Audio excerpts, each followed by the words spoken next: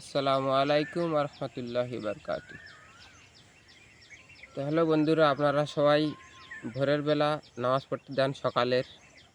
সকালের কেউ কেউ নামাজ পড়ে এসে ভোরের নামাজ, ফজরের নামাজ যেটা বলা হয়, বলতে ভুল হয়ে গেছে, যেটা বলা হয় ফজরের নামাজ। তো ফজরের নামাজ অনেকে পড়ে এসে বাড়িতে এসে কেউ শুয়ে পড়ে, কেউ বসে থাকে, মানে যার যেরকম লাগে সে সেরকম করে। তাই সেটা করা আমাদের ঠিক না বন্ধুরা। ডেলি আমাদের সকালে যদি আপনাদের বাড়ি কোনো মাঠ ঘাট থাকে আশেপাশে, তাহলে ডেলি আপনাদের খালি পায়ে একটু নেহরের লোবার দরকার, পায় কালেকশান আর কি, বডি পর্যন্ত এরকম হেঁটে যেতে হবে।